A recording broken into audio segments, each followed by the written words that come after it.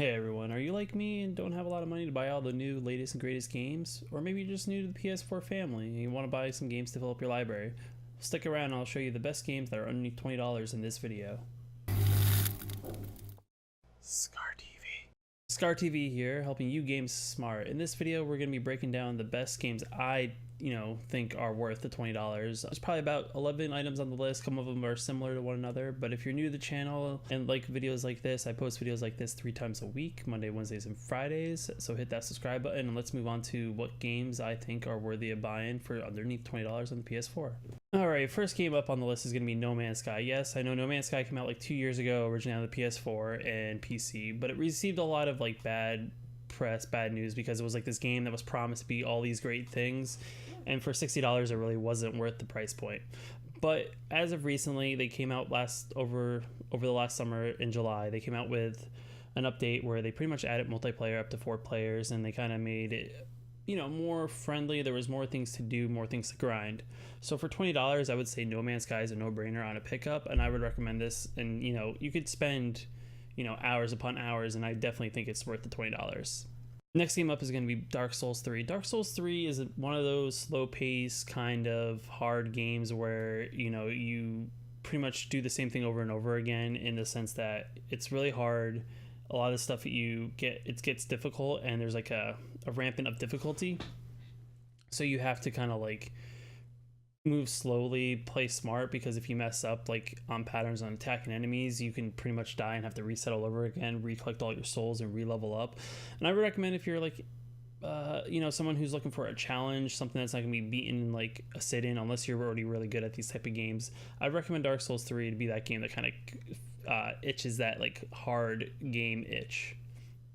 Next game up on the list, we have Kingdom Hearts 1.5 and 2.5 Remix.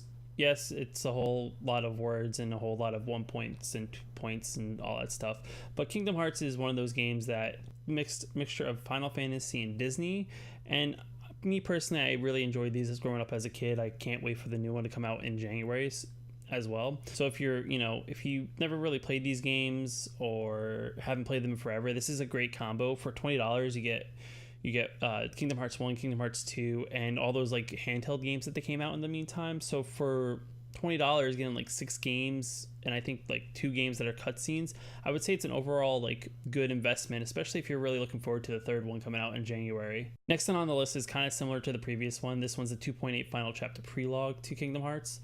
What this is kind of like showing you the events that are going to set up Kingdom Hearts 3.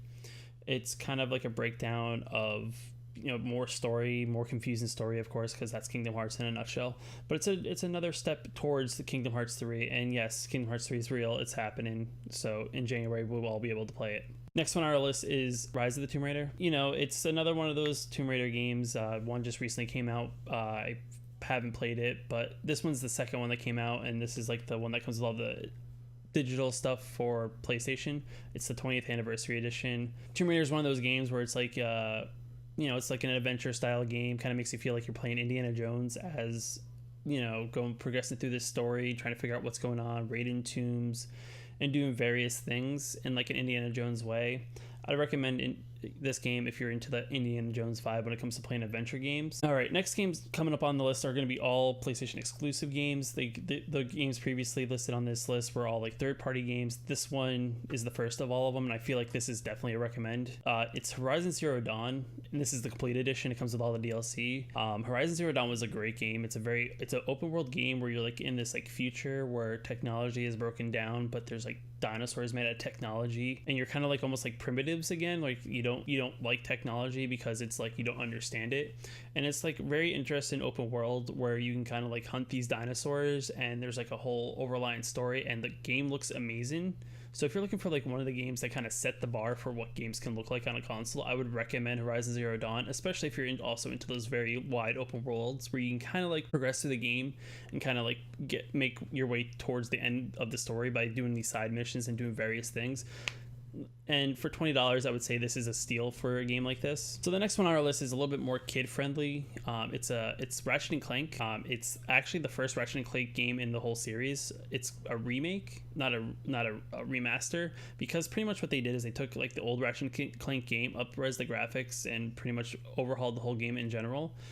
And then what they did is they kind of improved upon Ratchet and Clank as the series progressed, and they added all this progression, like pluses that people really enjoyed about the games, and they put it all in the first one. So it's completely like a nice remaster. And if you're looking for like the heart, like Pixar-y kind of looking game that has actually a pretty funny story, and then just maybe a little bit kid friendly, I would say Ratchet and Clank is actually a very good investment when it comes to actually looking for a decent platformer. If you're not looking to drop a whole lot of money on like a new game. So the next game on our list is actually just like Dark Souls, but it's the PlayStation exclusive Bloodborne. Bloodborne is like another one of those games where it's very punishing when you mess up, and pretty much you're gonna be doing the same thing over and over again if you keep on messing up. It's a game where you have to study the patterns of your enemies and slowly progress, collecting souls to upgrade your powers to then pretty much progress through the game. And I would say Bloodborne's actually a very, very good game. It actually plays a lot faster than Dark Souls. I would say it's a little bit more fluid, but at the same time too, I would say it's also just as punishing, so don't think it's just easier because you move faster. And I would recommend playing Bloodborne if you're also looking for another one of those challenging style games. So the next game up on the list is going to be Uncharted, the Nathan Drake collection. Uncharted is just like Tomb Raider, but in my personal opinion, it tells a better story, a more compelling story.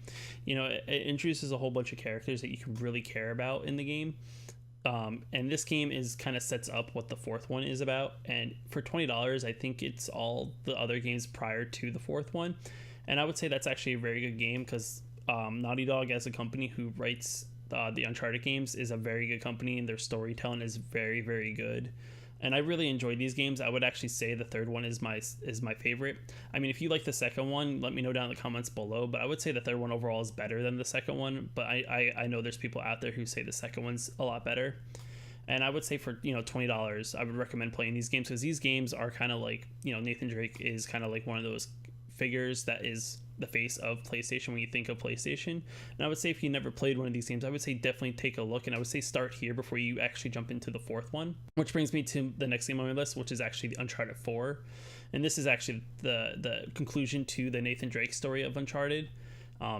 Yet again, it was a very good game. I think it took me almost 15 hours to beat, maybe 18 hours. I don't really remember. It was just one of those things that I just kind of took it all in. I really wasn't trying to rush through the game because it was, yet again, another gorgeous game that told a very good story. And I really enjoyed this one. And I was kind of sad to see that this was the last one in the series, but it kind of makes sense. You don't want to kind of drag something on too long and then it loses luster. But I would also recommend, if you're buying Nathan Drake collection, I would say also pick this up.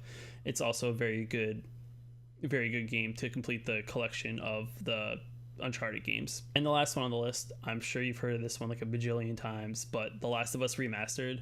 I would say if you've never played The Last of Us, or even played or you've played zombie games but you never played one that really caught like that piece of you that you really got really deep into, I would say you should play The Last of Us if you own a PS4. Like I say, this is the one game that you should play, especially with there being a sequel coming out, I think probably next year. But The Last of Us is one of those games that tells this story that makes you feel different things because the way it story tells and how the characters are portrayed.